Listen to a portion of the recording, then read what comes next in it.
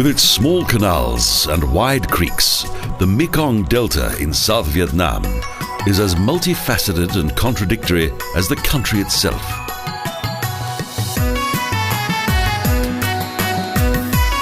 Covering 39,000 square kilometers, the Mekong River Delta is not only Vietnam's lifeline, but also the third largest delta in the world, after those of the Amazon and Brahmaputra.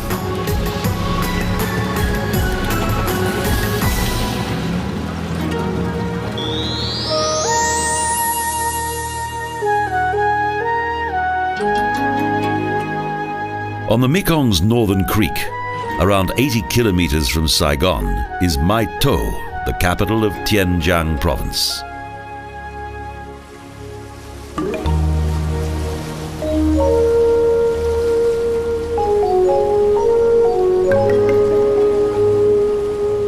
Mai To is one of the Delta's most charming cities, an area with a long and colorful history.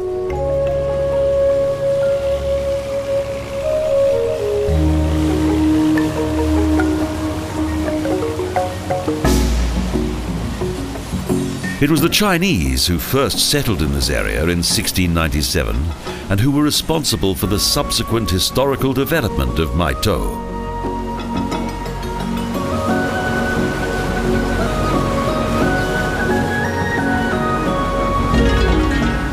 Most of the smaller islands in the Mekong Delta contain fertile soil. Thus, over the years, the delta has developed into an agricultural area.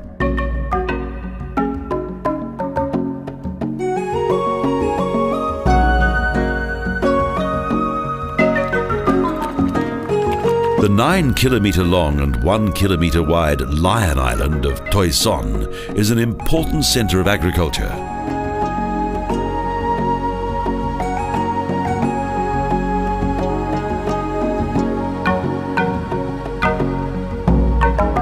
The small islands in the delta are well known for their relaxed and friendly atmosphere.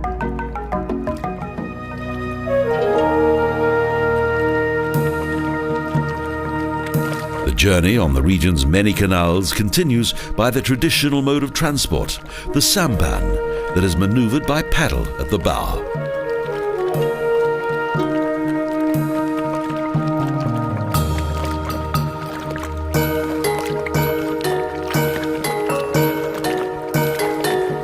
It is mostly fruit and vegetables that are grown on Toi Son Island.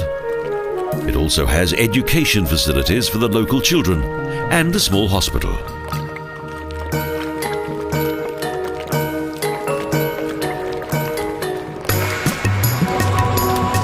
The waves have become noticeably stronger, a clear sign that we're approaching the great Mekong Creek of Tiên Giang and will soon have to transfer to a larger boat.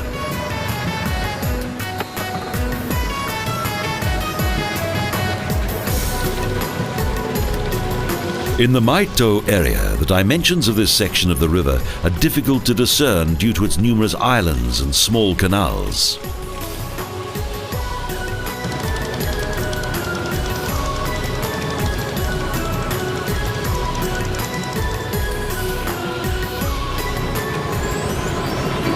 The next island is known for a particularly sweet and popular speciality, as the people here specialize in the production of confectionery that contains cocoa and caramelized sugar. A sweet paste is formed into blocks, then cut and finally packaged as candy.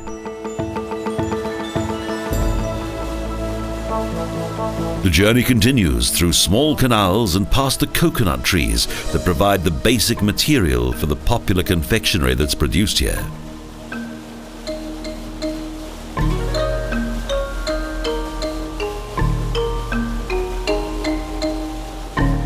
The Mekong Delta has now moved on from the time when only a few highly adventurous tourists came here to visit this poor, war-torn country.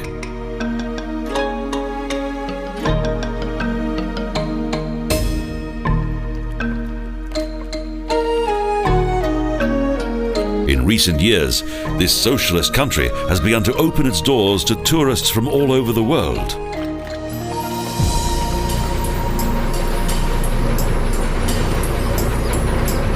Vietnam is a captivating holiday destination with a fascinating variety of scenery. The economic potential of the country has now been embraced by many international companies. However, it's clear that there's still much work to do. In the Mekong Delta, poverty is never far away.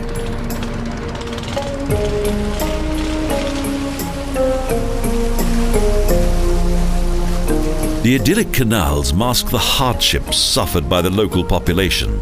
Here, the natural world takes over.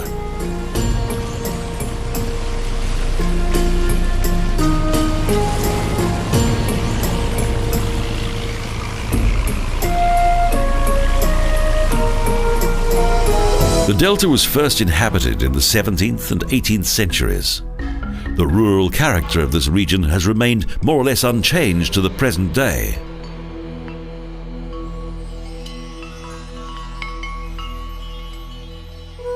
Endless rice fields highlight the economic importance of the delta.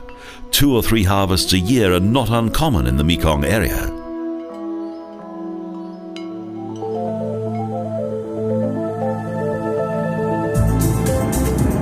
Life on the streets of Vietnam is far more hectic and noisy than that on the water.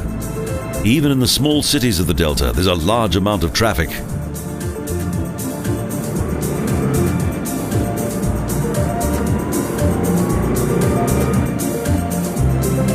The modern Mai Tuan cable bridge now spans across the great tributary of the Mekong, the Tian Giang.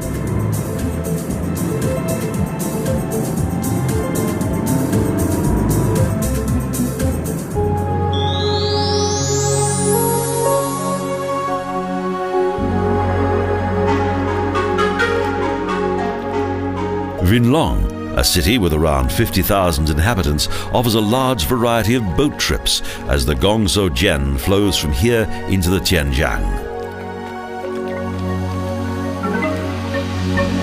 Another popular attraction is a small park on the Vinh Long waterfront.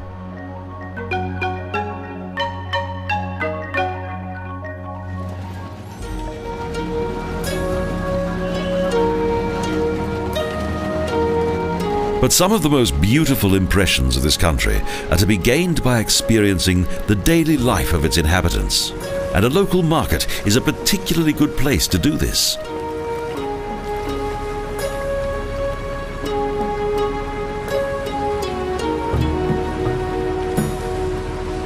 The journey continues by boat to Vinh Long, the capital of the province and the center of the Mekong Delta.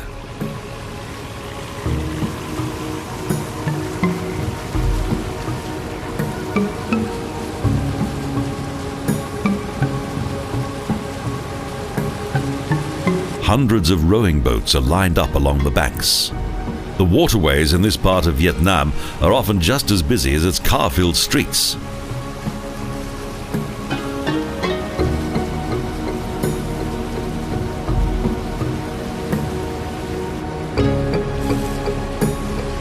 The main reason for the large volume of traffic on the river is Vinh Long's busy market that's also located on the water.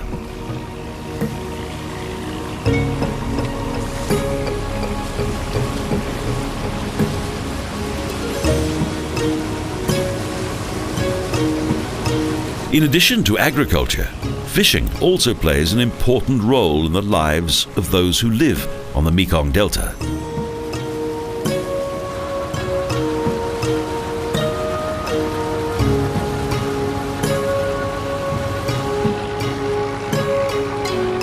Most of the excursion boats that leave from Vinh Long head for the same destination, the lush vegetation of the idyllic river island of An Binh.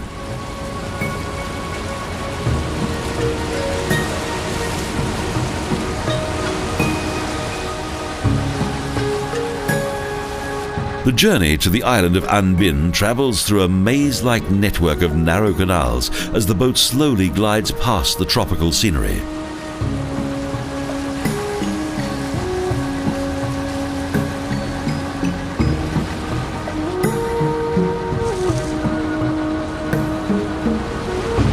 During the journey through the Mekong Delta, an increasing number of menacing clouds begins to gather above.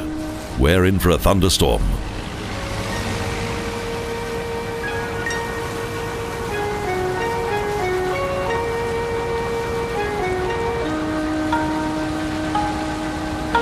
Undaunted by the sudden tropical downpour, the journey continues. Such rainfall is common in this region.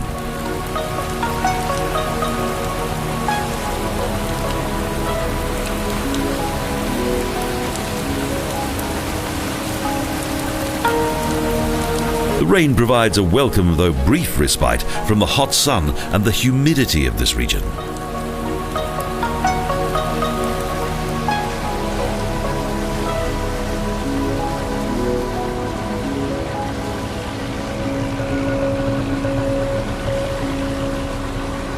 The thunderstorm ends almost as soon as it has begun, and the journey continues deeper into the forest regions of the delta.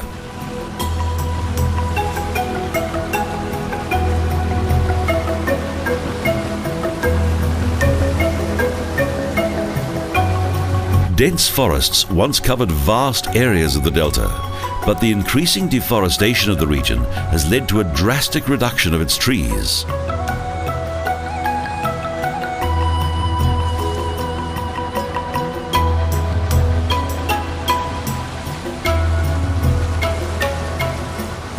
The Vietnam War also made its mark in the vegetation, especially due to the use of chemical weapons such as napalm. Fortunately, nature is gradually recovering from this.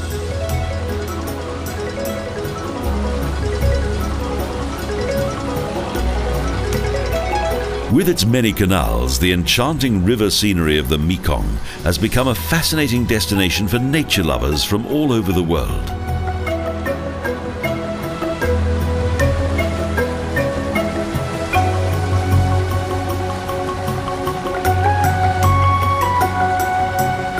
Numerous small towns appear along the riverbanks. Until the 17th century, this region of South Vietnam was almost completely uninhabited.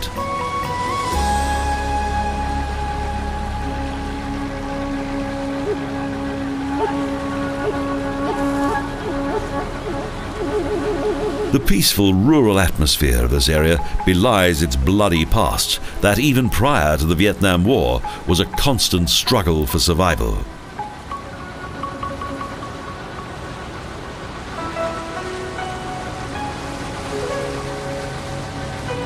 From the many lengthy battles between the country's various peoples and ruling dynasties, it was Vietnam's Nguyen clan who were eventually victorious.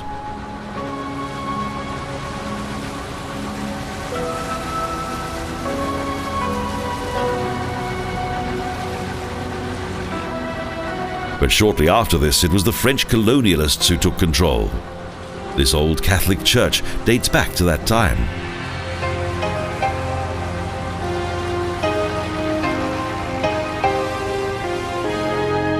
Close to the church are some well-laid-out gardens whose design is somewhat unusual for this part of the world.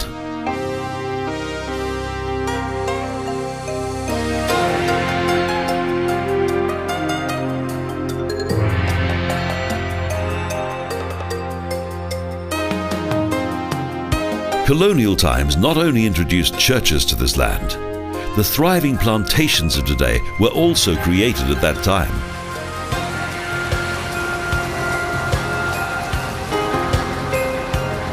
Even though the extensive delta region is renowned for its natural beauty, it also provides an insight into traditional Vietnamese culture.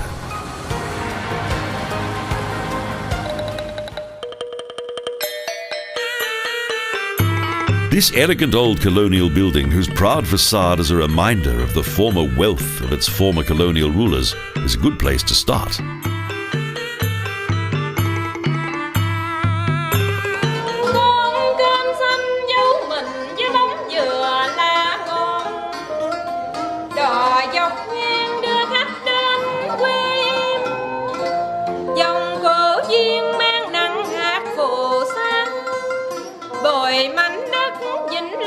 This colonial residence provides an attractive contrast to the traditional Vietnamese artifacts that are exhibited here. Vietnamese music developed as a result of both Indian and Chinese influences.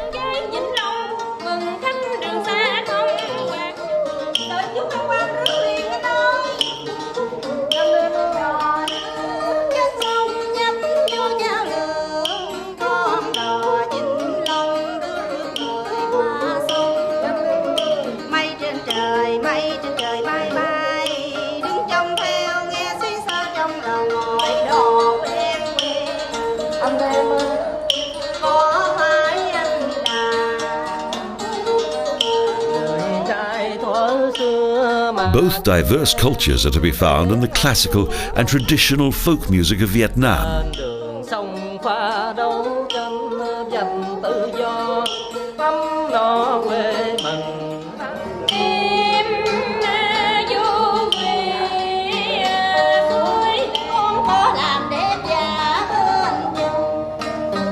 The country's traditional theatrical music and music of the royal court are part of Vietnam's rich cultural heritage.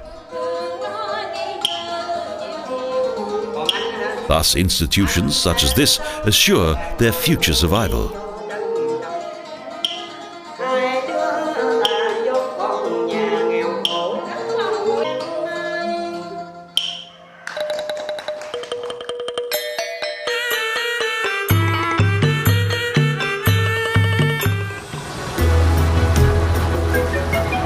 Historically, the Mekong Delta is the youngest region in Vietnam.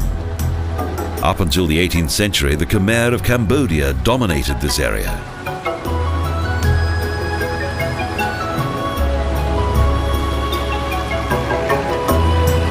The exact size of the canals in the delta is not known, but it's estimated that they have a total length of 5,000 kilometers.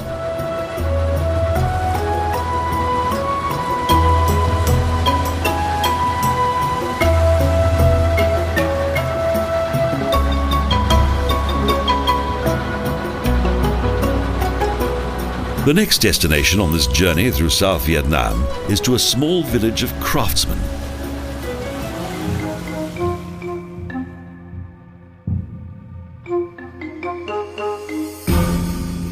The inhabitants of the village specialize in the traditional manufacture of tiles. Each aspect of the work is on display, including the casting of the colored mosaics and the burning of the tiles.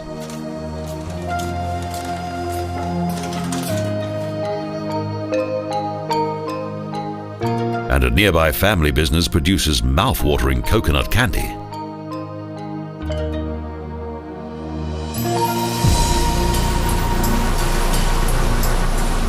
Today, around 22 million people live in Nam Bo in South Vietnam, of which the huge Mekong Delta is at the very heart.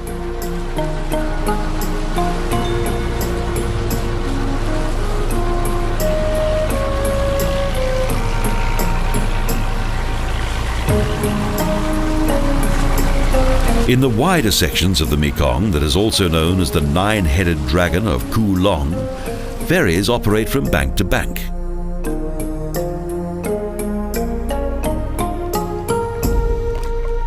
The larger ferries cross the Song Hao Giang, the lower river, the most southern creek of the Mekong, whose source is in Tibet, some 4,000 kilometers distant.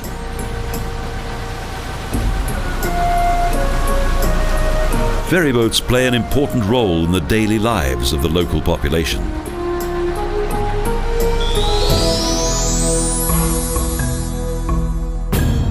The largest and most economically important city in the Delta region is Can Tho, that has a population of around 250,000.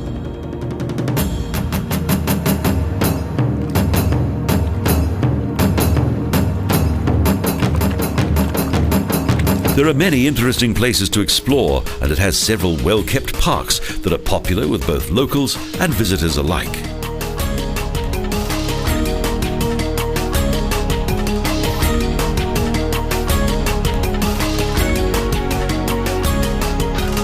There's a large statue of the famous revolutionary and statesman Ho Chi Minh, the founder of the independent and communist Vietnam.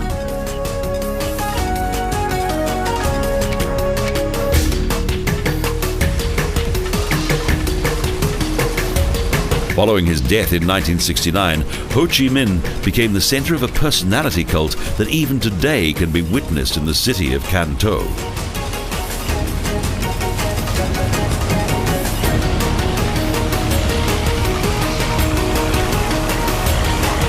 Even though it is mostly smaller boats that populate the Basak River, larger ships that weigh up to 5,000 tons also anchor here.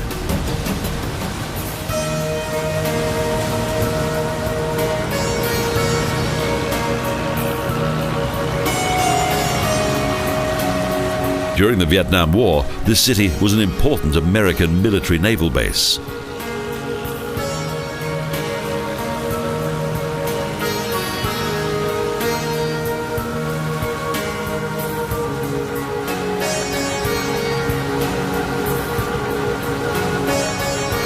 The city is dominated by the river.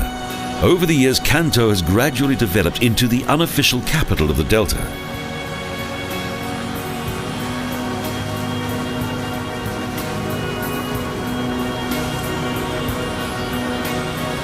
Outside Can Tho, the Mekong is around 2 kilometers wide and downstream becomes so wide that it resembles a lake.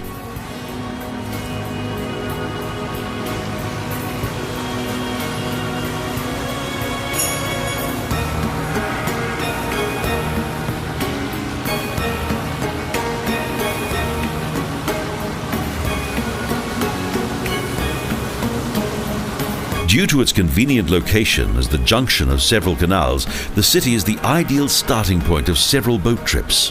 The dense jungle scenery has become an important refuge for many rare animals and birds.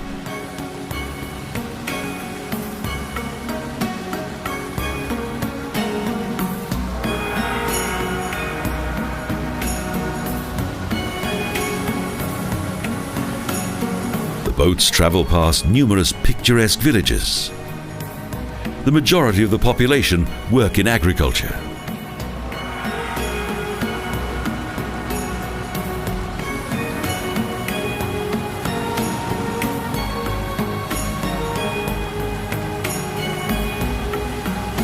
In addition to corn, coconut and fruit plantations, the mouth of the delta is responsible for almost 50% of Vietnam's rice production.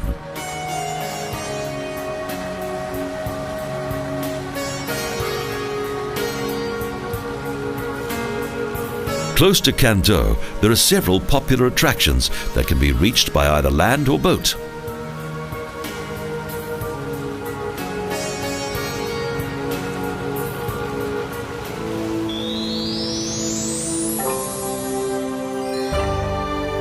One of the most popular and famous of these is the town of Pang Hiap, located 30 kilometers southeast of Can Tho.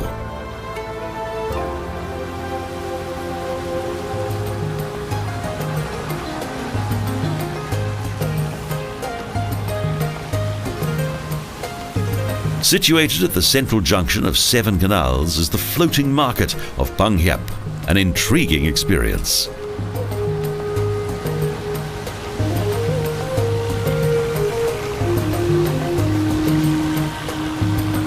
The colourful antics of the various market traders are particularly fascinating. It's not surprising that this market is one of the most photographed locations in South Vietnam.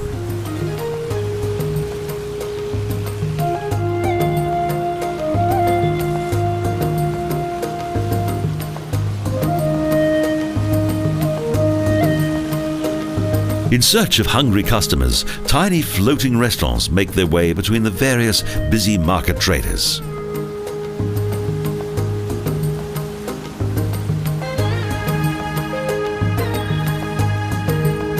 Markets such as this were once commonplace.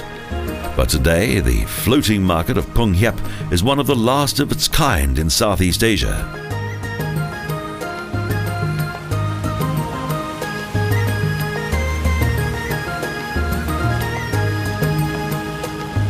Thus, a trip to Pang Hiap is a must for one and all, as tourism is vital to the future survival of this amazing market.